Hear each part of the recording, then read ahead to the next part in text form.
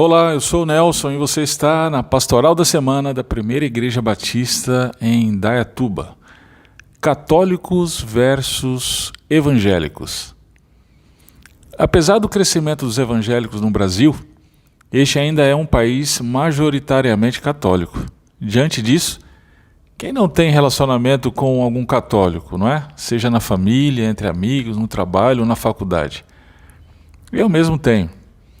Embora seja oriundo de família de tradição protestante, eu estudei em instituições católicas, seja no ensino básico ou no superior.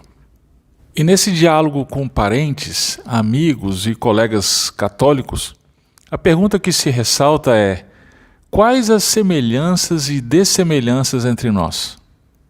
Quanto às semelhanças, elas passam basicamente pelo que foi afirmado no Credo de Nicéia, em 325 d.C., com foco na Trindade, na divindade de Cristo e sua obra expiatória.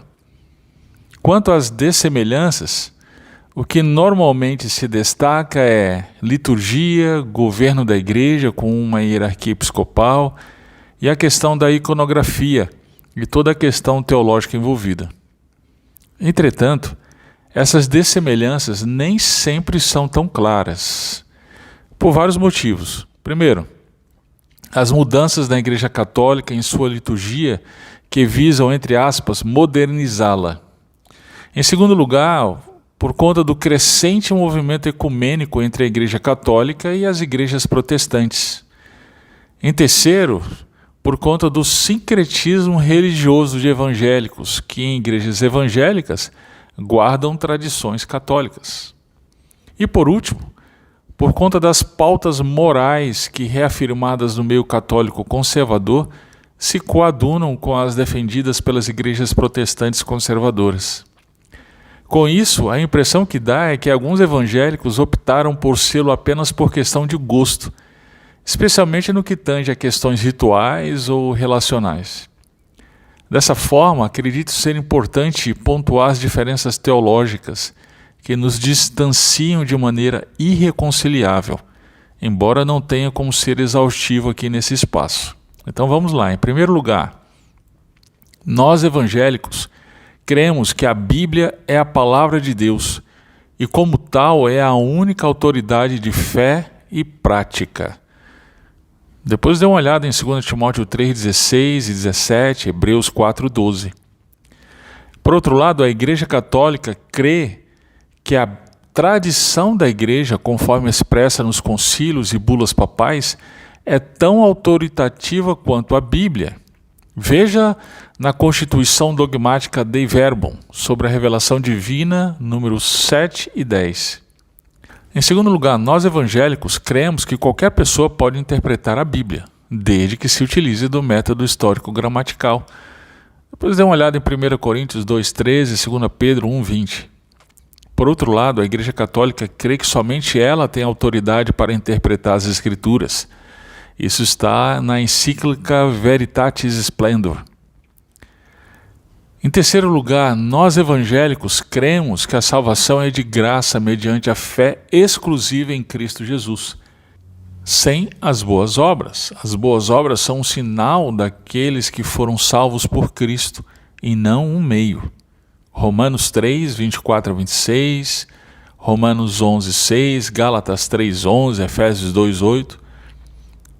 Por outro lado, a Igreja Católica crê que não somente a fé, mas também as boas obras salvam o pecador e que ela, a Igreja, é o único caminho para a salvação. Isso está na declaração Dominus Iesus e Manual de Indulgência. Em quarto lugar, nós evangélicos cremos que Jesus Cristo é o único mediador entre Deus e os homens. 1 Timóteo 2,5, Hebreus 8,6, Hebreus 9,15 e Hebreus 12,24. A Igreja Católica crê que Maria e os santos também são mediadores. Isso está na Profissão da Fé, artigo 8º.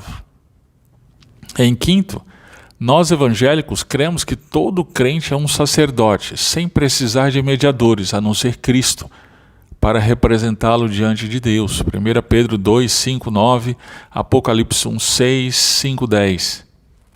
A Igreja Católica, por sua vez, crê em um grupo seleto de sacerdotes e que os demais crentes são leigos. Concílio Vaticano II. Nós evangélicos cremos que Jesus deixou apenas 2 ordenanças, batismo e ceia, e que estas são uma expressão simbólica do que Deus realizou no crente. Mateus 28:19, 1 Coríntios 11, 20, 23 a 30. A Igreja Católica crê nos 7 sacramentos e que estes são transmissores de bênçãos. Isso está no Catecismo da Igreja Católica. E por último, nós evangélicos cremos que o pão e o vinho são símbolos do sacrifício de Cristo por nós. 1 Coríntios 11, 23 a 30.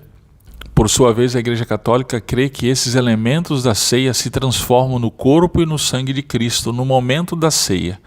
Isso está no Catecismo da Igreja Católica. Veja que esses pontos nos fazem entender que nossas diferenças vão muito além do mero gosto pela liturgia.